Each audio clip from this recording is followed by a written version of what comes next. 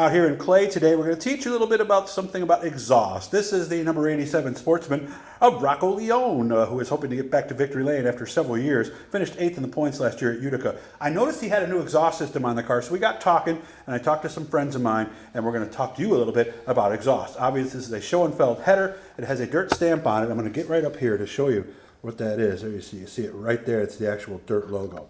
So this is what we need starting for headers, right, Rocco? Yep. This is going to be one of the two that you can run for dirt. I chose to go with Bob Henry's and Henry's exhaust. He's using the Schoenfeld header and his own tailpipe.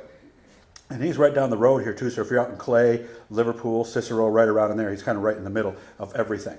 So this is all brand new, right? Header included? Yep, it's all Header, brand new. excuse me. Yep. Okay, now, one of the things I learned from talking to two people that we talked about is this right here is mandatory. Did you know about this one, Rocco, that we just found out about with the 2 bolts? Yeah, I did. Okay, now what this is for, because this is obviously the collector right here where you see the bolts. They want to be able to take these bolts off, and then they have cameras they can actually look up in there. So you did know that, and that's universal pretty much no matter what track you run? Yep, I knew it had, you have to be able to separate the two. You can't weld them. Okay, now I remember because I forgot because we did so many of this. Do we have to have the dirt stamp on here to run dirt? On the B8 headers, they all say B8 dirt on them, and on the Henry's exhaust, it's going to have his Henry's logo with the part number that's back there on the tailpipe. Get focused on that. Does that just pull right off? Can you get that off? Yeah. I tried with one hand, I couldn't get it. So, and that's the second part where we're going. So here you see the part number. So that's right, Bob. We just talked to Bob on the phone. As long as you have this and you have the part number, you're good. Now the second thing I wanted to talk to here, because I didn't even know anything about this. Go ahead and throw that back on for a second if you can. Why do we have a cover on the end of the exhaust? It's just the theory behind it. I've never really used them before, but the theory behind it is just to keep moisture out of there. Keep the inside of the header smooth as possible in the exhaust. We can't do any coating in the Sportsman division, so there's no ceramic coat in there. Every time they get hot, cool off. It creates moisture, and moisture creates corrosion, which makes it obviously not as smooth. So as far as the exhaust flow going out, it's a little more resistance. Okay. Now, what would happen if you didn't have that? Would it basically just almost rust or pit in there or something over the course of a season? Yeah, it just, it gets like a light rust, just like a brake rotor would get, and gets wet and, sits overnight or whatever. So, they get a little corrosion, gets a little lumpy. Okay. Now, what is an exhaust system going for? What's the range for everything, starting with the header all the way to the pipes, and of course the muffler itself? What's the range we're looking at here? You're looking at like between $700 and $800 for the whole kit. Okay. And obviously, a friend of mine, when I was still learning about this stuff, says an engine's a big air pump.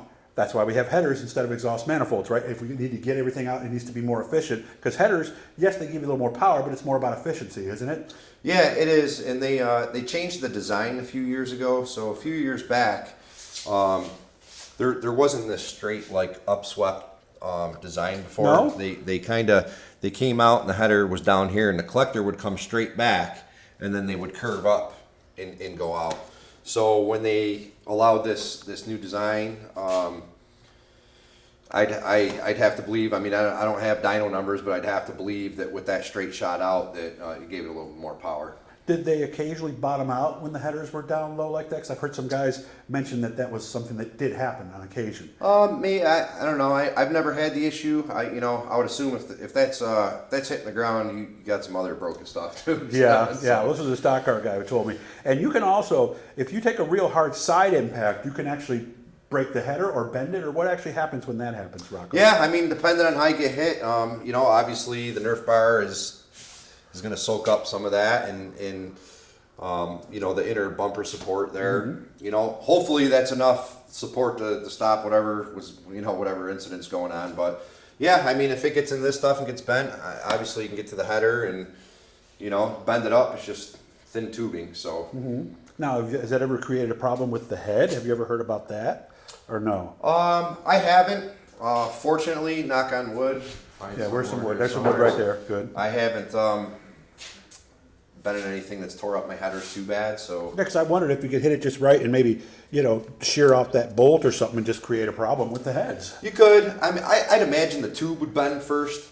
before where it bolts to the head, but That makes sense, doesn't it? Yeah, it would. it's thinner. I'm sure it's happened. And guys, we're looking for comments from you guys too. So if we got something wrong here, because we checked with a couple of people that we knew who know a lot more about this. So if we did something wrong, please put it in the comment section. And we're going to be teaching you guys a lot of stuff. I just learned something here today too. I hope you guys did too. Rocco, thanks so much, man, for letting us take the camera on your car. I really appreciate it. Anytime, a pleasure. Hit the blue E, guys. That'll subscribe you. We're doing a lot of cool stuff this year, so don't miss anything.